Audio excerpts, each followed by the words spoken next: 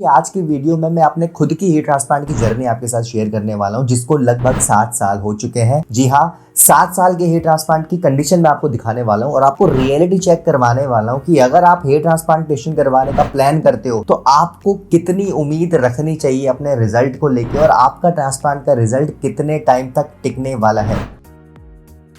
Hey guys, welcome back to this channel. कैसे हैं आप सभी? उम्मीद करता हूं बहुत ही ज्यादा बेटर होंगे। जैसे कि आप सभी जानते हैं, हम अपने चैनल में हेयर ट्रांसप्लांट से रिलेटेड सारी अपडेट्स, हेयर ट्रांसप्लांट की नई इनोवेशन, नई टेक्निक्स और पेशेंट्स के रिजल्ट की जर्नी हम अपने चैनल पे लाते रहते हैं। वैसे ही आज की वीडियो में मैं अपने खुद की हेयर ट्रांसप्लांट की जर्नी आपके साथ शेयर करने वाला हूँ, जिसको लगभग 7 साल हो चुके हैं। जी हाँ, 7 साल के हेयर ट्रांसप्लांट की कंडीशन मैं आपको दिखाने वाला हूं और आपको रियलिटी चेक करवाने वाला हूं कि अगर आप हेयर ट्रांसप्लांटेशन करवाने का प्लान करते हो तो आपको कितनी उम्मीद रखनी चाहिए अपने रिजल्ट को लेके और आपका ट्रांसप्लांट का रिजल्ट कितने टाइम तक टिकने वाला है। पूरा का पूरा ट्रुथ मैं आपके सामने डिकोड करने वाला हूं आज की वीडियो में। तो वीडियो में कोई भी पार्ट को आप स्किप मत करिएगा, क्योंकि हर एक पार्ट का अपना एक इंपॉर्टेंस होने वाला है। तो इसीलिए वीडियो को स्किप मत करिएगा। वीडियो में मैं रिजल्ट बताऊंगा, कहां से ट्रांसप्लांटेशन मैंने करवाया था वो बताऊंगा, कितना खर्चा मेरा आया था ट्रांसप्लांटेशन में। आज से 7 साल पहले मैंने ट्रांसप्लांट करवाया था, उस समय कितना खर्चा आया था, और अगर आज की डेट में आपको मेरे जैसे ट्रांसप्लांट करवाना है तो कितना खर्चा आपका आएगा। सारी चीजें डिस्कस करने वाला हूं और कुछ ऐसे ट्रुथ बताने वाला हूं, कुछ ऐसी सच्चाई बताने वाला हूं ट्रांसप्लांट को लेके जो आपको जानना बहुत ज्यादा जरूरी है। वो कोई आपको नहीं बताता, मैं इसलिए शेयर कर रहा हूं क्योंकि मेरे को 7 साल हो चुके हैं और मुझे लगा ये चीजें आपको बतानी चाहिए। तो वीडियो काफी ज्यादा इंटरेस्टिंग होने वाली है। वीडियो को स्टार्ट करें। लेकिन सबसे पहले, अगर आप अपना हेयर ट्रांसप्लांट करवाने का प्लान करें और आप कंफ्यूज हो आपको कहां से ट्रांसप्लांट करवाना चाहिए और आपको कितने ग्राफ्ट लगेंगे, आपको ट्रांसप्लांट करवाना चाहिए भी कि नहीं, और आप भी हेयर ट्रांसप्लांट से रिलेटेड इन्फॉर्मेशन सर्च कर रहे हो, तो आप हमारी वेबसाइट www.besthairhelp.com पर विजिट कर सकते हो। वहां पे आपको ट्रांसप्लांट से रिलेटेड सारी की सारी इन्फॉर्मेशन मिल जाएगी और आप भी अपना ट्रांसप्लांटेशन 100% सक्सेसफुली करवा पाओगे, जैसे कि हजारों लोग करवा चुके हैं। नीचे मैंने डिस्क्रिप्शन में लिंक दिया हुआ है वेबसाइट का, आप वहां पे जाकर हमसे कॉन्टैक्ट कर सकते हो। वीडियो में आगे बढ़ने से पहले जो लोग ये फर्स्ट टाइम वीडियो देख रहे हैं, मैं उनको बता देता हूँ, मैंने अपना ट्रांसप्लांटेशन लगभग 7 साल पहले करवाया था FUE टेक्निक से, जिसमें मुझे लगभग 3000 ग्राफ्ट लगे थे। दोबारा से सुन लीजिए, 3000 ग्राफ्ट्स मेरे लगाए गए थे। मेरा हेयर लॉस अगर मैं कहूं तो नॉर्वुड ग्रेड 3 पे था, राइट। मेरी फ्रंटल हेयर लाइन रिसीड हुई थी, मिड स्कैल्प पे इतनी ज्यादा थिनिंग नहीं थी, टेंपल्स मेरे थोड़े बहुत रिसीडेड थे, इसलिए मेरे को टेंपल क्रिएशन करवाने की जरूरत पड़ी।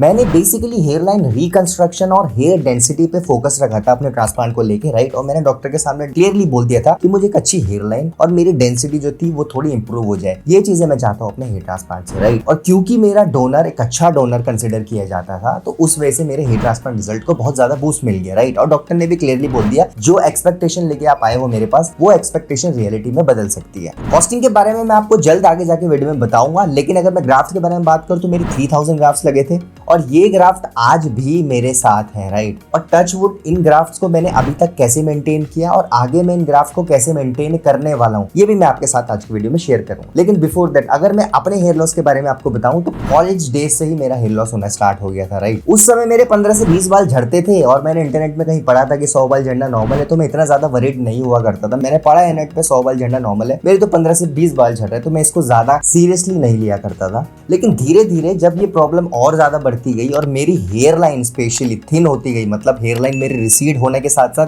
थिनिंग भी होने लगी, तब मुझे लगा कि अब ये प्रॉब्लम थोड़ी ज्यादा बढ़ रही है और मुझे इसके सोल्यूशन के बारे में सोचना चाहिए। और उस समय मैं रोज जब शीशे में देखता था तो हर दिन मुझे ऐसा लगता था कि मेरे हेयर लॉस तेजी से बढ़ रहा है, राइट। मेरी hairline day by day recede हो रही थी, राइट। उस समय जब इस सिचुएशन से हम गुजरते हैं ना, आप लोगों में से काफी लोग इस सिचुएशन से हो सकता है अभी गुजर रहे हो, जब आपकी हेयर लाइन रिसीड हो रही हो, तो आप हर दिन में 4-4, 5-5 बार मिरर देखते हो और आपको हर बार ये फील होता है कि इस बार में मेरी और भी ज्यादा रिसीड होगी हेयर लाइन। तो ये चीज मैं उस समय फील करता था और इस स्ट्रेस की वजह से मुझे ऐसा लगता था पर्सनली कि मेरा और भी ज्यादा हेयर लॉस हो रहा है। लेकिन रीजन मेरा स्ट्रेस नहीं था, सबसे बड़ा रीजन था मेरा जेनेटिक्स। मुझे मेल पैटर्न बॉल्डनेस था, राइट। और आपको पता है मेल पैटर्न बॉल्डनेस में सबसे बड़ा रोल प्ले करता है जेनेटिक्स। और सबसे बड़ी बात, अगर 19 साल से आपका हेयर लॉस स्टार्ट हो जाए तो ऑब्वियसली इसमें जेनेटिक्स का बहुत बड़ा रोल होता है। और फिर मैंने धीरे धीरे इसके बारे में जानना स्टार्ट किया कि कैसे ये हेयर लॉस होता है, इसको हम कैसे बचा सकते हैं, कौन सी मेडिकेशन से हमारे झड़े हुए बाल वापस आ सकते हैं। तो उस समय मुझे पता लगा कि अगर आपका हेयर लॉस अर्ली स्टेजेस में है, मतलब अभी आपका हेयर लॉस होना स्टार्ट हुआ है, ग्रेड 1 और ग्रेड 2 के बॉल्डनेस है, तो आपको डायरेक्टली ट्रांसप्लांटेशन नहीं करवाना चाहिए। पहले आपको मेडिकेशन से जो आपका हेयर लॉस हो रहा होता है उसको कंट्रोल में लाना चाहिए। देन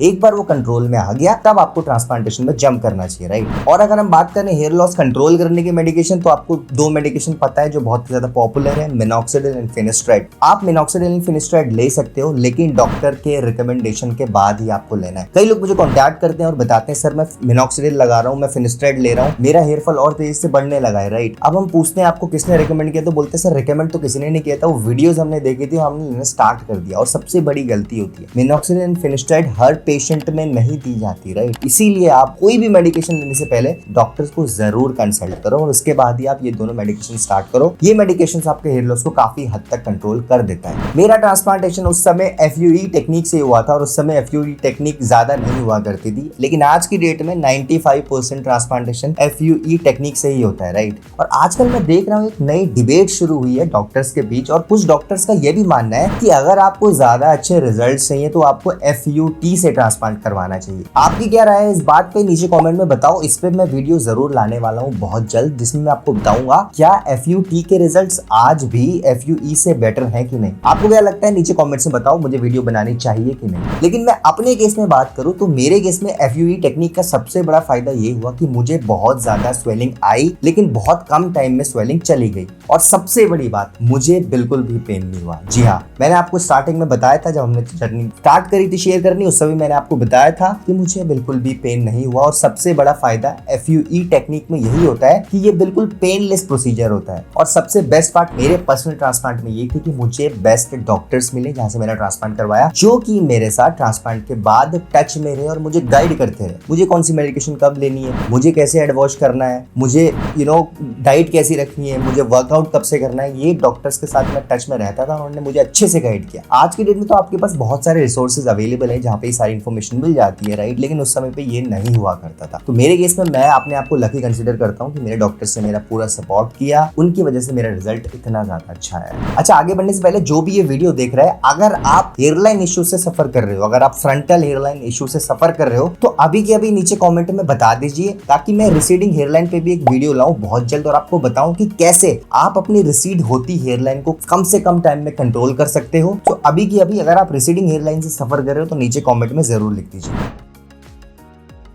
अब देखिए, मैं अगर आपको ऑनेस्टली बताऊं तो एक अच्छा और सक्सेसफुल हेयर ट्रांसप्लांटेशन डिपेंड करता है एक अच्छे क्लिनिक पे और सबसे इंपॉर्टेंट अच्छे डॉक्टर्स पे। So choosing the right clinic decides whether your hair transplantation gonna be a successful hair transplant or a failed hair transplant, right? कई लोग जल्दीबाजी में गलती कर बैठते हैं, ऐसे क्लिनिक से ट्रांसप्लांटेशन करवा लेते हैं जहां पे उनका रिजल्ट अच्छा नहीं आ पाता, राइट। तो आपको एक बार ट्रांसप्लांट करवाना है, अच्छे से क्लिनिक चूज करो। अगर आपका क्लिनिक अच्छा होगा तो वहां पे डॉक्टर्स अच्छे होंगे, अगर डॉक्टर्स अच्छे होंगे आपका रिजल्ट आने से कोई नहीं रोक सकता, राइट। सो सही क्लिनिक चूज करने के लिए सबसे पहले आपको उनकी वेबसाइट और गूगल रिव्यूज देखने चाहिए। आफ्टर दैट क्लिनिक से बात करिए कि जिन लोगों ने यहाँ से ट्रांसप्लांटेशन करवाया है, क्या मेरी उन लोगों से बात हो सकती है या फिर मैं उनके रिजल्ट को करीब से देख सकता हूँ। ऐसा नहीं करना कि सिर्फ एक ही क्लिनिक में फोकस करना है, और क्लिनिक्स को भी कंपेयर करो। और कंपैरिजन सिर्फ प्राइस से नहीं करनी, कभी भी क्लिनिक की कंपैरिजन आपको कॉस्टिंग को देख के नहीं करना। सिर्फ कॉस्टिंग को देखिए, लेकिन रिजल्ट भी मैटर करते हैं, राइट। जो आपके डॉक्टर होने वाले हैं क्लिनिक में, उनसे आप बात करिए, उनके बारे में पता करिए और उसके बाद ही क्लिनिक को चूज करिए। अपने हेयर लॉस टाइप के बारे में डॉक्टर से जरूर डिस्कस करिए, राइट। और कोशिश करिए कि अगर उनके पास कोई ऐसा पेशेंट पहले उन्होंने किया हो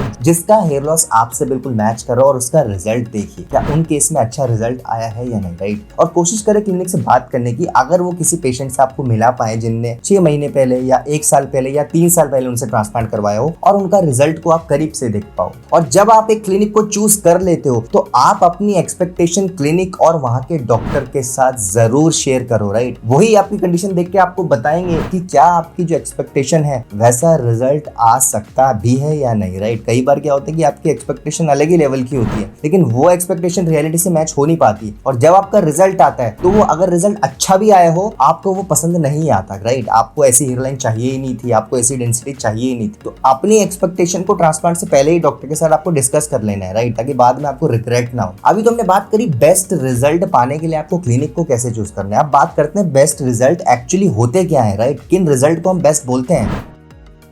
आपने सब जगह ये सुना होगा बेस्ट रिजल्ट भाई, बेस्ट रिजल्ट, बेस्ट रिजल्ट, लेकिन एक्चुअली में बेस्ट रिजल्ट्स होते क्या है, राइट? बेस्ट रिजल्ट की क्वालिटीज क्या होती है? देखिए सिंपल सी बात है, best hair always looks natural, right? Even जब आपने बज हेयर या फिर शॉर्ट हेयर रखे हो, आपकी हेयर लाइन हमेशा नेचुरल लगनी चाहिए और उसी को best hair transplant result consider किया जाता है। हेयर ट्रांसप्लांट के बाद आपकी डेंसिटी और हेयर लाइन दोनों अच्छे से कवर होनी चाहिए, right? Basically failed hair transplant में होता क्या है कई बार कि फ्रंटल हेयर लाइन तो बना दी जाती है, लेकिन फ्रंटल हेयर लाइन और एग्जिस्टिंग हेयर के बीच में इतना ज्यादा गैप होता है कि कोई भी देख के बता देता है कि या तो ट्रांसप्लांटेशन हुआ है या फिर ये कोई विग पहनी हुई है, क्योंकि बहुत फेल्ड हेयर ट्रांसप्लांट लगता है दूर से ही। बेस्ट हेयर ट्रांसप्लांट में आपको दोबारा ट्रांसप्लांटेशन कभी नहीं करवाना पड़ता और ये बहुत लॉन्ग टर्म तक इफेक्टिव रहता है। लॉन्ग टर्म से मेरा क्या मतलब है, 25 से 30 साल तक आपको दोबारा ट्रांसप्लांटेशन करवाने की जरूरत नहीं पड़ती और फेल्ड ट्रांसप्लांट में आपको 6 महीने बाद ही ट्रांसप्लांटेशन करवाना पड़ता है। बेस्ट हेयर ट्रांसप्लांटेशन में आपका डोनर एरिया का भी ख्याल रखा जाता है, उससे ओवर एक्सट्रैक्शन नहीं किया जाता, जितने ग्राफ्ट की रिक्वायरमेंट है उतने ही ग्राफ्ट को निकाला जाता है और मोस्ट इंपॉर्टेंटली डोनर एरिया पूरा का पूरा हील हो जाता है। बहुत सारे लोग आपके ट्रांसप्लांट रिजल्ट को नोटिस ही नहीं करेंगे, राइट? उनको पता ही नहीं लगेगा कि आपने कभी ट्रांसप्लांटेशन भी करवाया था और यही एक सक्सेसफुल हेयर ट्रांसप्लांटेशन का सबसे बड़ा पॉइंट है। ये हमेशा याद रखिए, आप हेयर ट्रांसप्लांटेशन अपने लिए करवा रहे हो, राइट? तो इसीलिए आप पे कौन सा लुक अच्छा लगने वाला है और हेयर ट्रांसप्लांट के बाद आपकी लाइफ में क्या पॉजिटिव चेंज आने वाला है, ये बहुत ज्यादा मैटर करता है। अब बात करते हैं कॉस्टिंग के बारे में, जो कि बहुत ज्यादा इंपॉर्टेंट पॉइंट होने वाला है और मैंने वीडियो के स्टार्टिंग में बताया था मैं आपको अपने हेयर ट्रांसप्लांटेशन की कॉस्टिंग बताने वाला हूं। तो देखिए मैंने लगभग 7 साल पहले ट्रांसप्लांटेशन करवाया था, जिसमें मुझे 3000 ग्राफ्ट्स लगे थे और 10 रुपीज पर ग्राफ्ट में मेरा हेयर ट्रांसप्लांटेशन हुआ था। अगर मैं सर्जरी की बात करूं तो मेरा पूरा का पूरा ट्रांसप्लांटेशन और मेडिकेशन मिला के 35,000 में मेरा पूरा का पूरा हो गया था। और अगर मैं आज के बारे में बात करूं, मैंने 7 साल पहले करवाया था तो 10 रुपीज पर ग्राफ्ट में हुआ था। 7 साल में बहुत सारी चीजें चेंज हुई है, इस इंडस्ट्री में बहुत सारी इनोवेशंस हुई है, नई नई टेक्निक आई है। उस समय तो 2 टेक्निक हुआ करती थी, FUE हेयर ट्रांसप्लांटेशन या FUT ट्रांसप्लांट। आज नई नई टेक्निक्स हमारी इंडस्ट्री में आ चुकी है, जिस वजह से आज की डेट में अगर हम देखें तो ट्रांसप्लांटेशन, अगर मैं मोस्ट अफोर्डेबल ट्रांसप्लांट की बात करूं तो 20 से 25 रुपीज पर ग्राफ्ट में अच्छा ट्रांसप्लांटेशन आज की डेट में स्टार्ट हो जाता है। लेकिन उस टाइम पे मैंने सिर्फ 35,000 में अपना पूरा का पूरा हेयर ट्रांसप्लांटेशन करवा लिया था। Now the most important thing मेरी तरफ से आपके लिए हेयर ट्रांसप्लांटेशन के कुछ टिप्स और कुछ प्रिकॉशंस जो आपको जानना बहुत ज्यादा जरूरी है। हेयर ट्रांसप्लांटेशन से जो आपका हेयर लॉस हुआ है सिर्फ वो रिवर्स होने वाला है, लेकिन जो हेयर लॉस आपका हो रहा है ट्रांसप्लांटेशन के बाद वो नहीं रुकने वाला। ट्रांसप्लांटेशन के बाद वो रहेगा, हो सकता है वो थोड़ा कंट्रोल में आ जाए, लेकिन ये भी हो सकता है कि वो और भी ज्यादा बढ़ जाए। तो ट्रांसप्लांट के बाद आपको मेडिकेशन लेनी ही पड़ेगी, क्योंकि इस ऑनगोइंग हेयर लॉस को रोकने के लिए आपको मेडिकेशन की जरूरत पड़ती है और ट्रांसप्लांटेशन के बाद आपको मेडिकेशन लेनी पड़ेगी अगर आपको एग्जिस्टिंग हेयर को बचा के रखना है। अगर मैं खुद की हेयर ट्रांसप्लांट के बारे में बात करूं तो मैंने ट्रांसप्लांटेशन के बाद 4 महीने तक सिर्फ मिनॉक्सिडिल लिया था, जो कि कम से कम 1 साल तक रिकमेंडेड होता है। मैंने ये गलती करी थी कि मैंने 4 महीने में मिनॉक्सिडिल लगाना छोड़ दिया था, लेकिन आपको मिनिमम 6 से 8 महीना मिनॉक्सिडिल लगाना चाहिए। जरूर मैंने गलती करी थी, लेकिन मेरी उस गलती से मेरे रिजल्ट पे कोई इफेक्ट नहीं पड़ा। मेरा रिजल्ट 4 से 5 महीने बहुत अच्छा ऑलरेडी आ चुका था, राइट? और उसके बाद मैंने मिनॉक्सिडिल आज तक कभी नहीं लगाया। और अगर मैं बात करूं अपने एग्जिस्टिंग हेयर के बारे में, तो मेरे ट्रांसप्लांटेशन के 1 से 1.5 साल बाद मेरा भी एग्जिस्टिंग हेयर फॉल होना स्टार्ट हो गया था, क्योंकि obviously I was suffering from male पैक्ड बॉल्डनेस, जहां पे आपका grade of baldness time to time बढ़ता चला जाता है। तो मेरा हेयर लॉस भी होना स्टार्ट हो गया था, इसीलिए मैंने फिनेस्ट्राइड टैबलेट्स लेनी स्टार्ट कर दी थी, जो कि मैं आज तक ले रहा हूं, राइट? आज मेरे ट्रांसप्लांट को 7 साल हो चुके हैं, लेकिन अभी भी still have finasteride tablets almost every day. और फिनेस्ट्राइड के साइड इफेक्ट की बात करें तो मुझे आज तक टू बी वेरी ऑनेस्ट कोई भी इसका सेक्सुअल साइड इफेक्ट फील नहीं हुआ है। मैं काफी बार ये बात ऑलरेडी ओपनली बता चुका हूं। फिनेस्ट्राइड के जो सेक्सुअल साइड इफेक्ट्स होते हैं, अगर वो अनफॉर्चुनेटली आपको हो रहे हैं तो आप फिनेस्ट्राइड छोड़ सकते हो, ये परमानेंट साइड इफेक्ट्स नहीं होते। अब मैं हेयर केयर की बात करूं तो मैंने पहले भी बताया, मैं हेयर केयर के लिए कुछ भी स्पेशल यूज नहीं करता। मैं बिल्कुल भी बालों में ऑयलिंग नहीं करता। जी हाँ, मैं कभी भी ऑयलिंग नहीं करता। शैम्पू वीक में 2 टाइम लगा देता हूँ। मैं रोज नहाने के बाद शैम्पू नहीं लगाता, मैं सिर्फ वीक में 2 टाइम शैम्पू लगाता हूँ और कोई भी शैम्पू लगा लेता हूँ। ऐसा नहीं कि मैं पर्टिकुलर टाइप का शैम्पू यूज कर रहा हूँ, मैं कोई भी शैम्पू लगा लेता हूँ। ऑयलिंग मैं बिल्कुल भी नहीं करता। स्पेशल टैबलेट्स में कोई भी नहीं ले रहा हूँ हेयर केयर के लिए, और यही आपको भी करना चाहिए। कई लोग के माइंडसेट रहता है ना कि ट्रांसप्लांटेशन के बाद हमें बहुत मेंटेनेंस करनी पड़ती है, हमें डिफरेंट टाइप के शैम्पूज यूज करने पड़ेंगे, हमें डिफरेंट टैबलेट्स लेनी पड़ेगी। ऐसा बिल्कुल नहीं होता। ट्रांसप्लांटेशन का रिजल्ट का मतलब ही ये होता है कि वो आपके नेचुरल हेयर है, आपको वैसे ही ट्रीट करना है जैसे आप ट्रांसप्लांटेशन से पहले ट्रीट कर रहे थे, राइट? हाँ, अगर एग्जिस्टिंग हेयर की बात करें तो उसके लिए आपको मेडिकेशन लेनी पड़ सकती है अगर आपका grade of baldness time to time बढ़ रहा है तो, राइट? एक और बात आपको हमेशा याद रखनी कि स्ट्रेस से भी हेयर फॉल बढ़ता है, और स्ट्रेस को कंट्रोल करने के लिए डाइट भी इफेक्टिव नहीं होती। तो स्ट्रेस आपको खुद ही कंट्रोल करना पड़ेगा। मेरा तो ऑनेस्टली यही मानना है कि भाई देसी डाइट रखिए, देसी डाइट से बढ़िया डाइट कोई भी नहीं हो सकती। और एक और बात याद रखें, जहां से भी ट्रांसप्लांटेशन करवाएं कोशिश करें ट्रांसप्लांटेशन के बाद कम से कम 6 महीने तक उनके साथ टच में रहो। अगर वो फोटोज मांग रहे तो आप फोटोज भी शेयर करो। कई बार क्या होता है, कुछ प्रॉब्लम्स आपको नहीं दिखती, राइट, लेकिन जब डॉक्टर आपकी फोटोज देखते हैं तो वो आपको बता देते हैं कि maybe you are suffering from this problem, और इस प्रॉब्लम को जल्दी रेक्टिफाई कर देते हैं इससे पहले आपका रिजल्ट फेल होए। इसीलिए बोला जाता है कि जिस क्लिनिक से आप ट्रांसप्लांट करवाते हो कम से कम 1 साल तक उनके आप टच में रहिए। और एक लास्ट टिप, हेयर ट्रांसप्लांट के रिजल्ट को आप बिल्कुल कॉन्फिडेंटली वेयर करिए, आप पॉजिटिव रहिए, हमेशा सोचिए कि आपको अच्छे रिजल्ट ही मिलने वाले हैं, और कोशिश करिए कम से कम स्ट्रेस लेने की। आई एश्योर यू, अगर आपका ट्रांसप्लांटेशन अच्छे से हुआ है तो आपका रिजल्ट 100% सक्सेसफुल ही आएगा और आपको भी बेस्ट हेयर लाइन मिलेगी, जैसे कि काफी लोगों को मिलती है। तो उम्मीद करता हूं दोस्तों आपको आज की वीडियो पसंद आई होगी। अगर आपको आज की वीडियो पसंद आई तो हमारी वीडियो को लाइक करिए, अपने फ्रेंड्स के साथ ज्यादा से ज्यादा शेयर करिए, एंड अगर आप फर्स्ट टाइम चैनल में आए तो चैनल को सब्सक्राइब कर दीजिए। आने वाले टाइम में बहुत सारी ऐसी वीडियोस लाने वाले हैं जिनकी नोटिफिकेशन डायरेक्टली आपके फोन में पहुंच जाएगी। Thank you so much for watching guys.